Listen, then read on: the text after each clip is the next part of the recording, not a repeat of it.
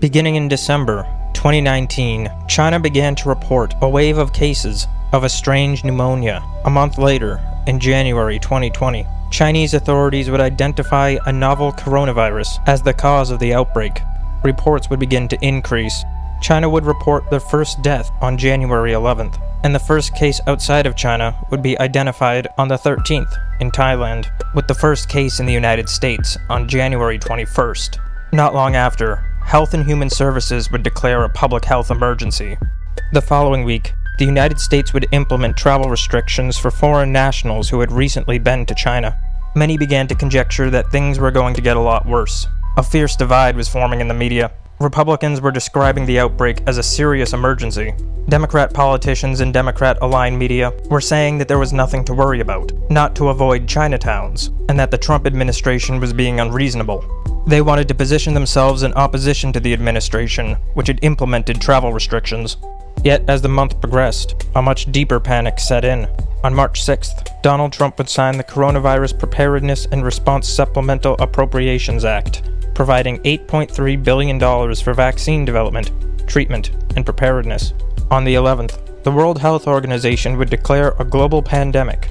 The same day, Donald Trump would implement travel restrictions for most European countries, declaring a state of national emergency 2 days later. It would be during this period that many of the notions that would come to define the following years would first be proposed. On March 16th, the Trump administration came out with two social policies. One, 15 days to slow the spread. The other was a suggestion and the utterance of the phrase, social distancing. On March 18th, President Donald Trump would sign the Family's First Coronavirus Response Act, providing for COVID testing, paid sick leave, and expanded unemployment benefits. 2 days later, the Federal Reserve would open up emergency funding facilities. They would create the Commercial Paper Funding Facility and the Money Market Mutual Fund Liquidity Facility, and the following day, the Fed would announce unlimited quantitative easing. Only 4 days later, Donald Trump would sign the CARES Act, providing for $2.2 trillion of stimulus. This would include hospital aid, small business loans, expanded unemployment benefits, and direct personal payments. Helicopter money. It seems as though only a few months after the Going Direct plan had been proposed at Jackson Hole, that every government in the world was doing something like it. By April, much of the world had locked down. While in many countries, this was the closure of businesses and a request for people to stay at home. In others, it was an aggressive police state, where people found too far outside their homes would face criminal penalties, fines, and even imprisonment. Even countries that had once looked quite similar were showing very different responses. Some American states were much more aggressive than others, even including heavy criminal penalties. This began to build a heavy resentment, with many coming to view the government as a tyrannical entity. Yet others were excited by the measures. They believed that those who were violating the lockdown policies were willfully putting others in danger. Some even began to participate, calling government hotlines to snitch on neighbors who had too many cars parked in their driveway. It was a very heavy social dynamic, with some panicked, some outraged at the government, and others with a secret excitement, enjoying the ability to tell others what to do, and have the satisfaction of feeling moral superiority. There was a bizarre, almost religious feeling that came from it. While most simply wanted to avoid getting sick, others came to hold the notion that if somebody contracted the disease, they must be morally inferior. For if you followed all the lockdown rules, you wouldn't get the disease, so if you got it, you must be violating moral law. You could hear it in how they spoke. They would speak of someone contracting the disease, and immediately go on to say how they got it, as if gossiping. Can you believe what he did? Or if they themselves contracted it, immediately follow it up with a hasty explanation. No, I wasn't doing anything wrong. My roommate got it, and he's bad. This was the social environment that was created. At this point, it was the perfect lockdown. It should have been impossible to get people to give up their businesses, their time with friends and family, and what they did for fun. Yet somehow, some way, now, it was being demanded. The economy of all the world was chilled to a stasis, all while the financial machine pumped it full of liquidity on an order heretofore unimaginable. During March, in the United Kingdom. Chancellor Rishi Sunak would announce £12 billion in emergency support. He would later go on to announce £330 billion of government-backed business loans. That same month, the government would announce that most English schools would be shut down, and on March 20th, the government would order all pubs, restaurants, gyms, and other social venues to close. Chancellor Sunak would announce the Coronavirus Job Retention Scheme, which would become known as the furlough scheme, promising to pay up to 80% of wages for workers who are at risk of being laid off. Prime Minister Boris Johnson would announce a national lockdown, telling British subjects to stay at home, and on the 25th of March, the Coronavirus Act would receive royal assent, granting the government significant emergency powers. The British state would create a risk level system, changing lockdown ordinances based on perceived risk. Gatherings of 6 or more persons would be banned. The British people would begin to see relaxation of these policies, only to be quickly reversed, with even more strict restrictions put in place. People would begin to become skeptical of the policies. Many believed that they were not working, and that the restrictions were arbitrary. The level of distrust the people had toward the government would grow far beyond what had been seen in the prior years. Back in May, President Trump had announced Operation Warp Speed, a public-private partnership for the development, manufacture, and distribution of vaccines and therapeutics. And by November, Pfizer was beginning to announce results of their trials, claiming to have had great success. In December, the FDA would grant an emergency use authorization to Pfizer, with their first therapeutic being administered on December 14th. The FDA would extend emergency use authorization to Moderna as well on December 18th. Later that month, Donald Trump would sign the Consolidated Appropriations Act, creating another $900 billion in new aid. Yet the beginning of the next year would see great shifts in the American government, as Joe Biden was sworn in as president. Joe Biden would immediately begin his presidency with new executive orders, initiating federal mask mandates for federal workers and contractors, interstate travel restrictions, and endeavors targeting medical supply chains. He would go on to restore America's relationship with the World Health Organization, and by March, sign the American Rescue Plan, creating $1.9 trillion of stimulus aid. This would as well include direct payments, as well as childhood tax credits, state and local aid, testing, the distribution of pharmaceuticals, and school funding. Yet Joe Biden would be entering the White House in one of the worst periods of social strife in generations.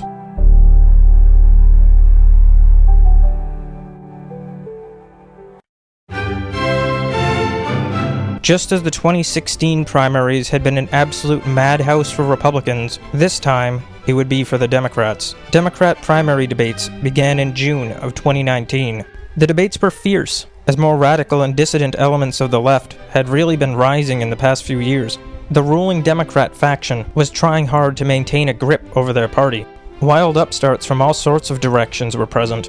The different directions that the party was being pulled in were fully on display, and the party's desperation to beat down those elements was also becoming increasingly obvious. As the election cycle entered February and March, the global pandemic would come to encompass more of the story. In March, there would be an enormous string of Biden victories, and many candidates who had dropped out would come to his side, offering their endorsements. And by only March 15th, the enormous field was down to Joe Biden, Bernie Sanders, and Tulsi Gabbard. And Tulsi Gabbard wasn't even allowed in the debate of that day. Tulsi would drop 4 days later, and on April 8th, Bernie Sanders would as well, with Joe Biden becoming the presumptive nominee. Throughout the spring, tensions in the United States began to run very high. People had been stuck in their homes, without social outlets, without things to do, without changes of scenery besides their kitchen, bedroom, and bathroom walls. And all the while, the political divide was becoming more intense. In summer, a news story would break on nearly every news channel, every publication, and all across social media. There would be one story: George Floyd suffocated by police officer. By this point, there was a vast apparatus of activist organizations, of financiers of activist organizations, of non-government organizations that were associated with activists, of violent radical groups, of intel agency departments involved with manipulation of political events, such as USAID, and now a whole bunch of people stuck at home and a bunch of unemployed people. Things just exploded. All across social media, leftists and people just going along with the crowd began replacing their social media profiles with black squares. Large-scale protests formed in major cities and even in smaller towns, particularly those near college campuses, where activist networks were more ingrained. Yet quite quickly, many of them became quite violent, with enormous amounts of property damage, businesses and homes destroyed, injuries, and deaths. In Seattle, an area occupied by a group of radicals and the dissatisfied with nothing else to do, quickly became ungovernable. Many state police forces had been instructed to not engage with the crowds, and cities like Portland and Seattle were perhaps the most extreme versions of this. And the Capitol Hill Autonomous Zone was formed, and fell under the rulership of a SoundCloud rapper, with reports of great violence and sexual assaults. There was absolute chaos across the United States, and the middle class just wanted it to end. For the activist organizations, some grassroots and some professional, they believed that this could be a strategy employed to sway the election, while for many, they were just angry about being stuck at home. Media became a great supporter, with perhaps the most iconic moment being a CNN reporter standing outside of a large fire, describing it as fiery but mostly peaceful. Though the more ideological would defend their actions, saying that this was necessary and furthered the revolution of social justice. For the overwhelming majority of the country, they just wanted the chaos to stop. Radical activists would even light fires outside the White House. Yet in this zeitgeist across America, there would be very little law enforcement response. Polls would open on November 3rd, with truly enormous voter activity. The sheer scale to which the voting system had been overhauled was staggering. Every single state had vast differences to their voting policies, allowing for mass mail-in ballots, changes to the timing of ballot counting, and in many states, allowing for new ballot harvesting techniques. This would cause an enormous outcry from much of the country. A primary example of the opposition to these changed policies would come from the Texas Attorney General, who would initiate a court case against Georgia, Michigan, Wisconsin, and Pennsylvania. There are three core objections in the case. The first was that in those states, non-legislative actors made what were effectively legislative changes to voting policy. The argument is that this violates the Electors Clause, as these powers are vested in the state legislatures, and thus the changes were unlawful and unconstitutional. The second was that there were intrastate differences within voting policies, which disproportionately affected different populations. Policies like the placement and availability of ballot drop boxes, state-supported voter turnout campaigns, and policies affecting ballot harvesting, resulting in conditions where ease of voting and voter turnout were greatly increased in areas either under Democrat rule or with higher Democrat populations. The third argument was that there was the appearance of irregularities consistent with an unconstitutional relaxation of ballot integrity protections, and thus that the states were in violation of election integrity laws. To those who supported Biden, these complaints were brushed aside, focusing particularly on more outlandish claims like large-scale hacking of computers. Yet this was a mistake, as issues like this, particularly the changing of election policy without the approval of the legislatures, would lead to a level of distrust that could not be undone. People were searching for any irregularities that they could find, with all sorts of claims emerging, some true, some untrue, some wild, and some mundane. Yet the issue would culminate in January.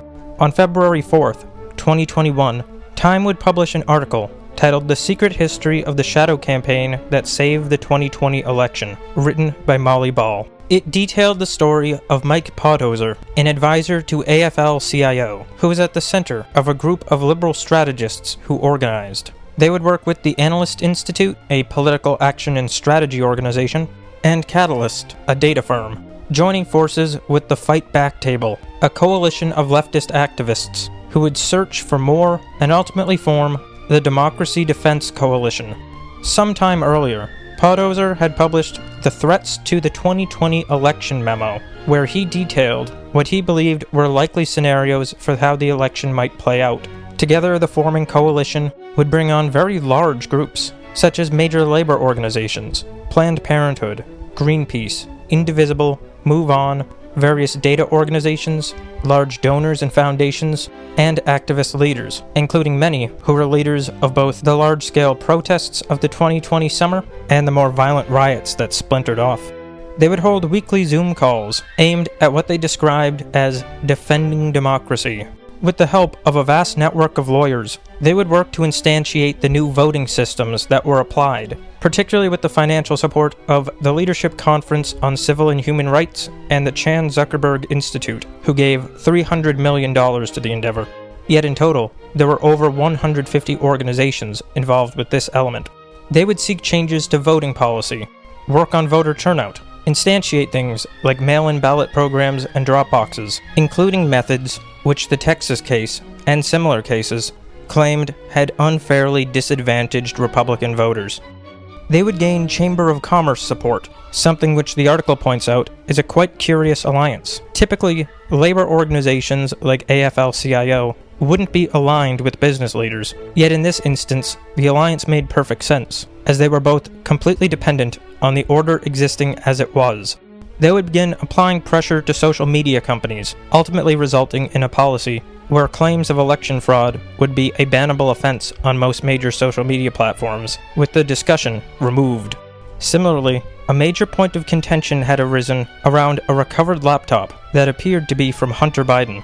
Elements within the intelligence apparatus would come out immediately claiming that this was yet another attempt for the Russian government to interfere in the election. Media would pick up this story, claiming that it was all one big Russian ruse, with social media companies already being leaned on by this network of activists and financiers, coming under the pressure of government agencies, hiding, deleting, and banning mentions of the story, including the deletion of posts from media companies themselves. The organized efforts in this election were enormous, and with tensions already extremely high, and now people being locked down for months. In January, when it would come time for the electors to be certified, an enormous crowd would amass outside the Capitol building. The president would give a speech in opposition to what appeared to be the likely result of the election, with its going through the legislature being all that was left.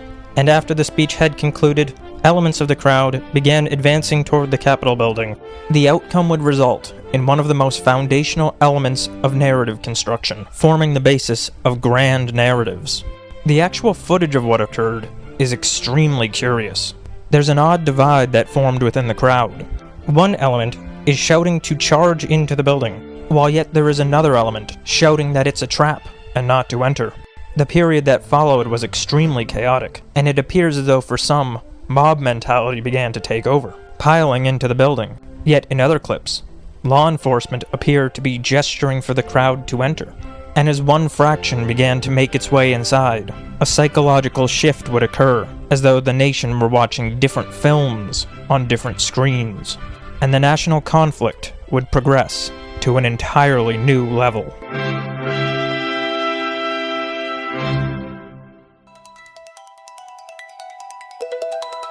With those opposed to the election results unable to successfully argue in the court system that irregularities had constituted an improper outcome, their message partially muddied by more outlandish claims, legal efforts blocked by organized counter-efforts, and by many wasted long-shot suits, and now a mob that had made its way inside the Capitol building, the electors were certified for Joe Biden. Stories immediately ran about a violent mob with enormous destruction, deaths, and violence. And while this wasn't the case, it was a large mob engaged in mobbing behavior. There certainly was property damage, lawlessness, and unruliness, but the attacks described by the media were untrue, something which came to look terrible for the president's movement. The new stories were successfully set. One story told of mass fraud, of stuffed ballot boxes, hacked computers, and shipments of false ballots in the night, that an organized coup had been executed, and that now the president sat in the White House unlawfully, a usurper. This time would see a rise in Q posts, a series of mysterious posts said to be from a high-ranking Washington insider. Some came to believe that everything that had happened in the election was part of a much more vast and grand plan, being executed by elements of the military loyal to the president, and that he was executing a masterful strategy that would result in the arrest of top Democrats, and that their involvement in sex trafficking networks would all be revealed.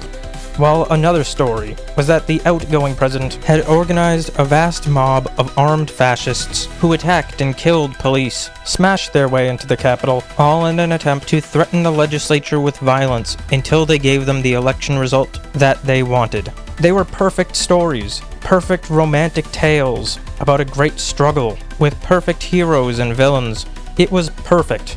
Certainly perfect for media, yet also perfect for those who wished control. Having such clear and simplistic grandiose stories like this would lay the perfect groundwork as the population drifted further off and off into watching films in bubbles, further and further detached from reality. Parts of the country and different social strata could no longer speak to each other, not when there were stories so grand that they believed. How could one possibly speak to someone who supported attempts to kidnap senators, someone who was on the side of the vast fascist army that was under the secretive command of the Russian government via their longtime agent who had cheated his way into the White House, all in a plot to destroy America? The ruling factions had become extraordinarily adept at telling stories. Though the influence of media was waning, they were beginning to get more of a grip on social media, not only utilizing psychological techniques that had been developed by intelligence and private firms for the past several decades, but techniques that went back millennia. Very mystical, spiritual notions had existed for so long in humanity's past. In fact, if anything, humans used to spend more time contemplating the mind, and after so much time spent learning how people think and how realities are constructed, it was discovered that not only could you propagandize someone by asserting a fact that wasn't true, but that you could build an entire world for someone, so that regardless of what popped up, they would have a ready-made response in line with that created world. They could face entirely new information that they had never heard anything about, but because of the world that had been built for them, they would know what to think. And now, with so much data being collected by social media firms, the ability to employ these methods had become fantastically sophisticated. For so much of the American population, it was just as though they were watching different films, all while the order tried to get a grip and the financial engine grab what it could.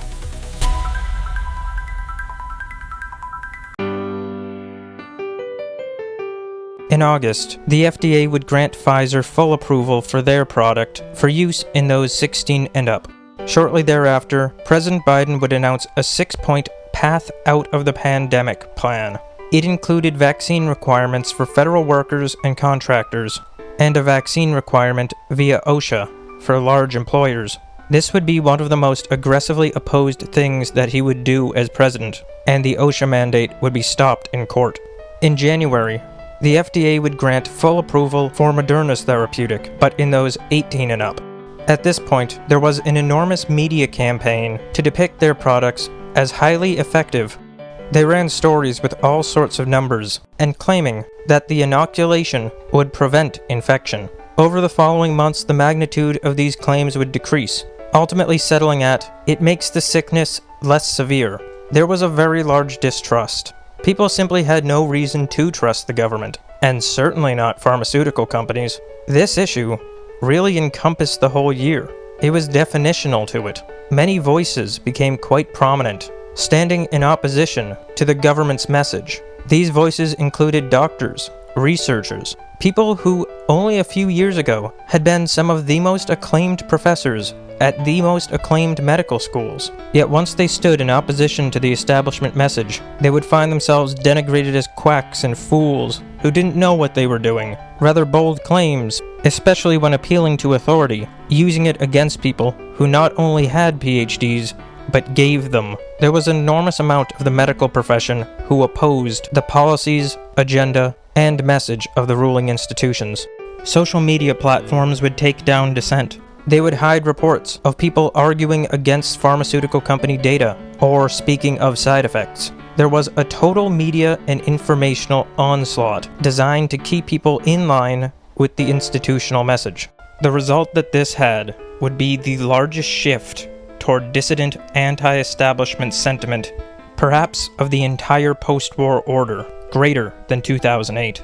The wave of distrust that ensued was gargantuan. People felt repressed and oppressed, that in short order the most important personal liberties, the liberties enshrined at Nuremberg, the ones that defined the liberal order, could all be ended. People came to realize something, that the liberal order would always speak about freedom and democracy.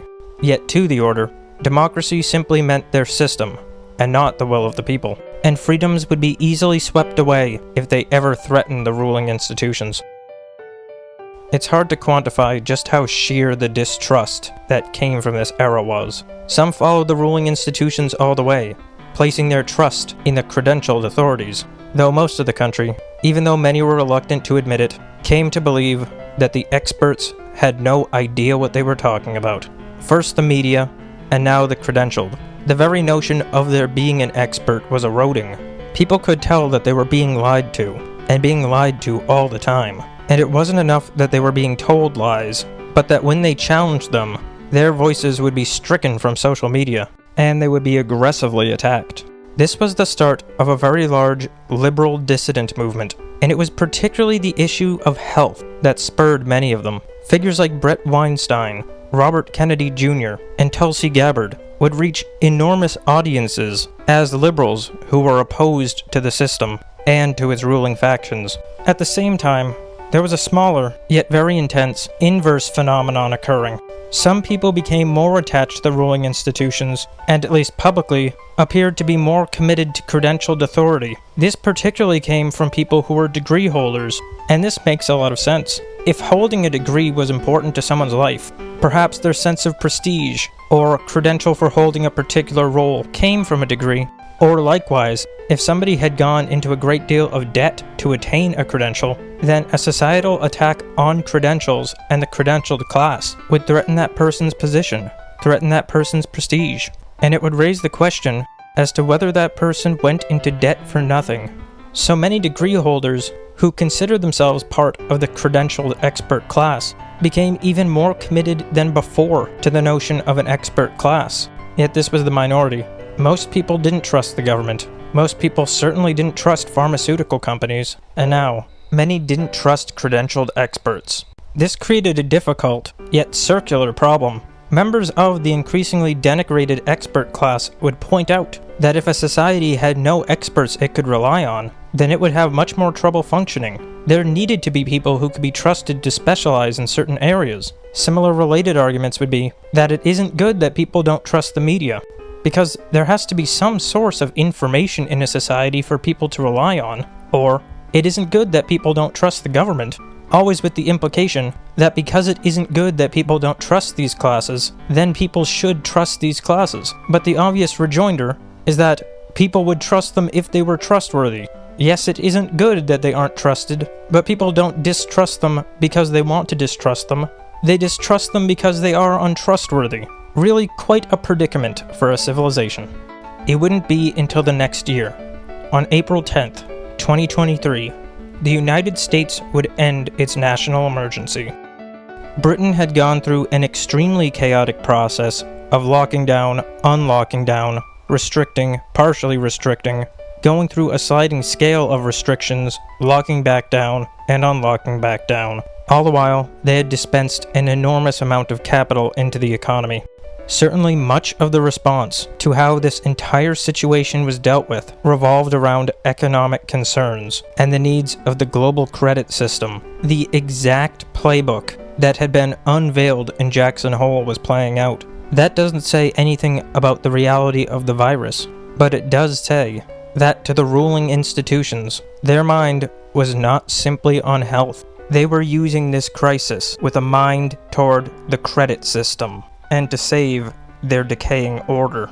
Just on the tail of a massive crunch in the short-term credit market, and as institutions across the West were coming to realize that they didn't have simple solutions for their financial situation, the entire global system would be liquefied on a level that had never been seen, with many lockdown policies eerily in line with inflation data. And as the precariousness of their order and their loss of media control was becoming more dire, more controls were put in place, and social media was clamped down on. Particularly in Europe, it looked as though they were forming the apparatus to facilitate capital controls. Precisely what all these actors did may remain forever a mystery. Some people continue to maintain the institutional narrative of a Wuhan wet market and well-meaning experts doing the best they could, while others on the opposite pole conjecture that there was no virus at all, entirely a grand plot for control. And while all these different notions and theories make for marvelous mystery, there is one thing which is not mysterious: that the crisis was not put to waste.